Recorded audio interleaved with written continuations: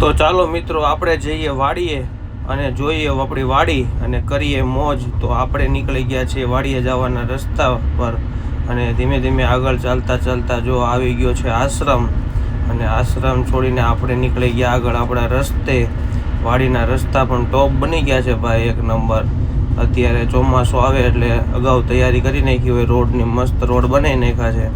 તો જોઈએ આપણે આગળ આપણી વાડીના તરફના રોડ તો ભાઈ બહુ મસ્ત બનાવ્યા છે ભાઈ, રોડ સારા બનાવ્યા છે।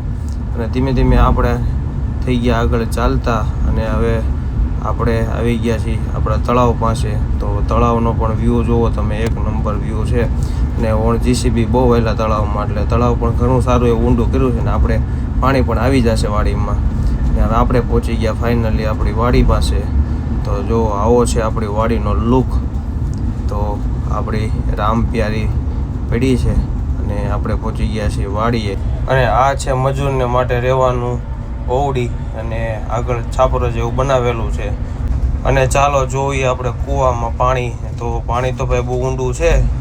અને આ છે મોટા બાપુજીનું ખેતર। તો એમાં આપણે કપાસ વાવવાનો હતો એટલે કપાસિયા સોંપી દીધા છે અને વરસાદની રાહ છે। તો આવે વરસાદ અને આવી દેખાય છે આપણી વાડી। તો ચાલો આપણે જઈએ આપણા ખેતરમાં।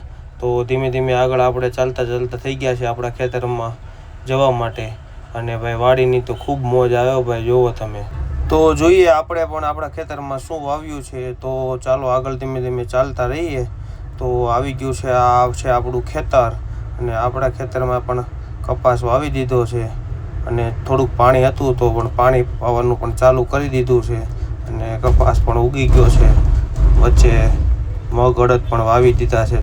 તો આ છે અમારું ખેતર, જુઓ તમે। અને ખેતરમાં નીંદવાનું પણ થઈ ગયું છે ચાલુ।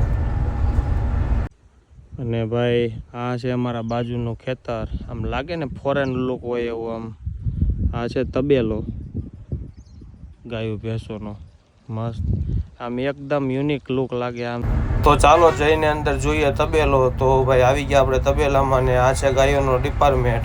તો જુઓ ભાઈ મસ્ત મસ્ત ગાયો છે અને આ છે મોટા ટીપણાને કાપી અને ગમાણું બનાવી છે।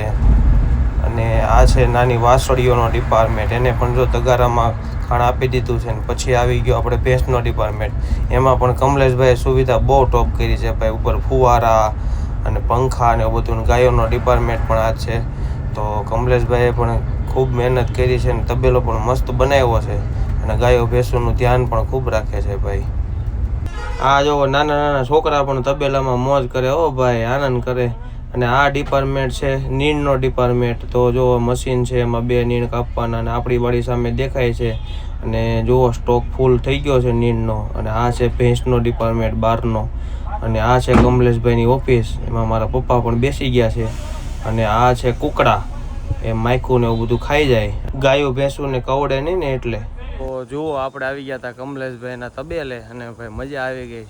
તબેલાનો વ્યૂ પણ બહુ મસ્ત છે અને ભાઈ ગાયો ભેંસો એકદમ મસ્ત આનંદ કરે છે। જુઓ જેમ આપણે માણસો આનંદ કરે ને એમ જ ગાયો ભેંસો આનંદ કરે છે અને એક નંબર તબેલો બનાવ્યો છે। ક્યારેક આ બાજુ ગામડા બાજુ આવો ને તો આટો મારો આવજો।